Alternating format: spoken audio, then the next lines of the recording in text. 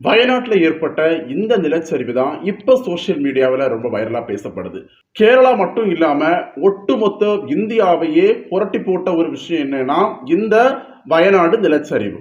3 ஏரியாவில் நிலச்சரிவு ஏற்பட்டு நிறைய மக்கள் இன்னைக்கு வந்து கஷ்டப்படுறாங்க. இதுல ஒரு வருத்தப்படக்கூடிய விஷயம் என்னன்னு பாத்தீங்கன்னா, அங்க இன்னுமே மழைங்கிறது வந்து ஸ்டாப் ஆகல. மழை இன்னுமே பெஞ்சிட்டு தான் இருக்கு. மீட்பு பணியாளர்கள் அவங்களுடைய ஒர்க்கை வந்து பண்ணிட்டு தான் இருக்காங்க.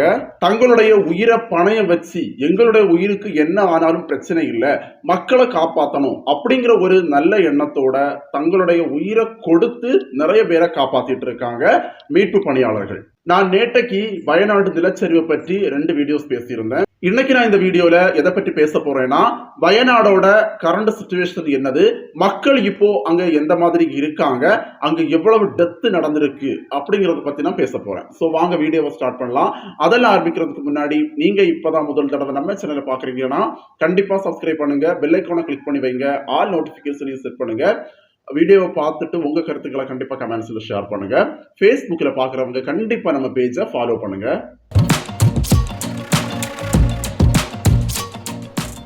இந்த நிலச்சரிவு, இந்த அழிவுங்கிறது வந்து 30ஆம் தேதி, கடந்த மாசம் 30ஆம் தேதியே ஸ்டார்ட் ஆச்சு. பயங்கர மழை பெஞ்சு ஆத்துல தண்ணி பெருக்கெடுத்து ஓடுனதுல நிலச்சரிவு ஏற்பட்டு நிறைய மக்கள் வந்து பாத்தீங்கன்னா ரொம்ப கஷ்டப்பட்டாங்க.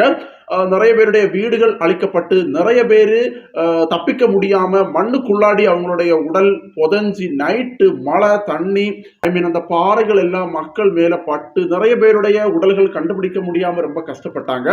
மீட்பு பணியாளர்கள் வந்ததுக்கு அப்புறம் தான் நிறைய பேருடைய உடல்களை வந்து கண்டுபிடிச்சாங்க.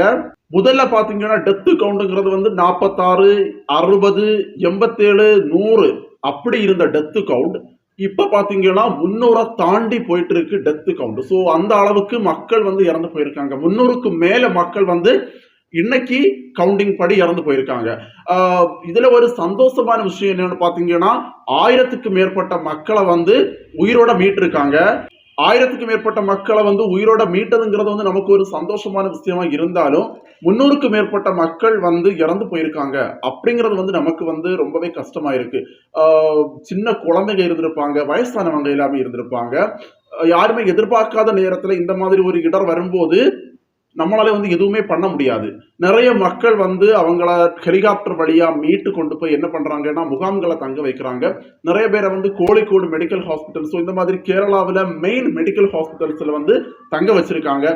நிறைய ஹாஸ்பிட்டல்ல இருந்து டாக்டர்ஸ் டைரக்டா வந்து ட்ரீட்மெண்ட் பண்றாங்க. ஸோ இந்த மாதிரி நிறைய பேர் மீட்பு பணியாளர்களாக இருக்கட்டும், டாக்டர்ஸா இருக்கட்டும், நடிகர்கள், ஸோ நடிகர்கள் நிறைய பேர் இன்னைக்கு இந்த வயநாடுல நடந்த இந்த நிலச்சரிவுல நிறைய நடிகர்கள் வந்து ஹெல்ப் பண்ணியிருக்காங்க.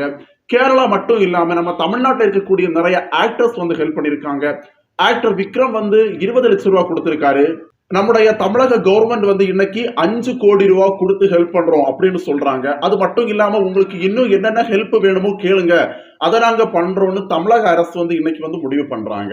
நான் நேற்றைக்கு பேசின மாதிரி அந்த நிலச்சரிவு வந்து முண்டக்கையில இருந்து சூரல்மலைக்கு வருது. ஸோ சூரல்மலையில இருந்து நமக்கு முண்டக்கைக்கு போறதுக்கு ஒரே ஒரு ரூட்னா ஒரு பிரிட்ஜ். ஸோ அந்த பிரிட்ஜ் வந்து டேமேஜ் ஆகி உடஞ்சு போயிடுச்சு. அதனால சூரல்மலையில இருந்து முண்டக்கையில இருக்கக்கூடிய மக்களை காப்பாற்றுறதுக்கு போக முடியாது. ஸோ இவங்க என்ன பண்றாங்கன்னா அந்த 2 சைட்ல இருந்தும் ஒரு பெரிய ஒரு தடி, ஒரு பெரிய ஒரு கம்பை போட்டு அந்த கம்பு வழி நடந்து போறாங்க.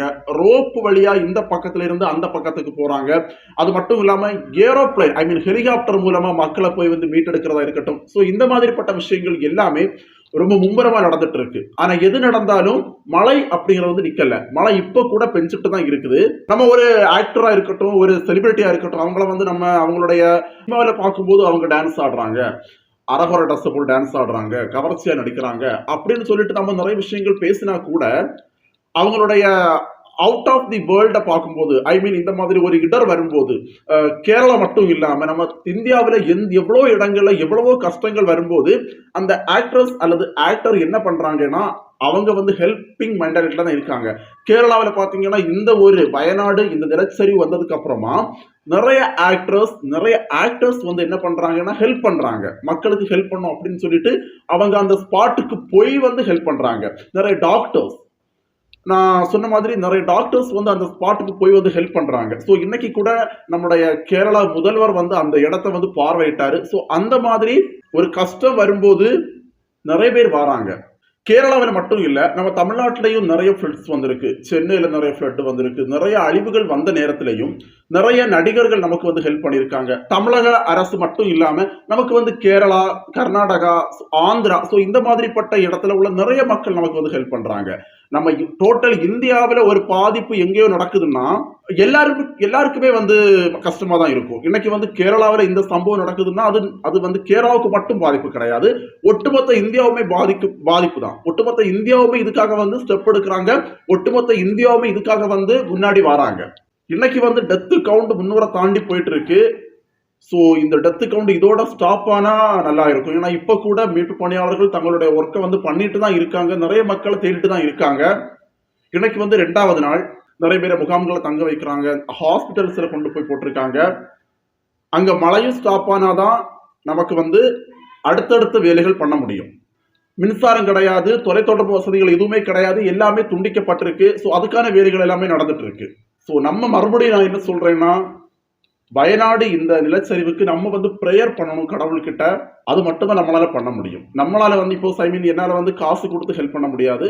ஆனா நம்ம வந்து என்ன பண்ணலாம்னா ப்ரேயர் பண்ணணும். மக்களுக்கு எதுவுமே நடக்கக்கூடாது, யாருக்குமே எந்த விதமான ஒரு டெத் கவுண்ட் அப்படிங்கிறது வந்து இன்க்ரீஸ் ஆகக்கூடாது அப்படின்னு நம்ம வந்து கடவுள்கிட்ட ப்ரேயர் பண்ணணும். இந்த வீடியோவோட நான் கிளம்புறேன். நாளைக்கு உங்களை மறுபடியும் இன்னொரு வீடியோவில் மீட் பண்றேன். பாய்.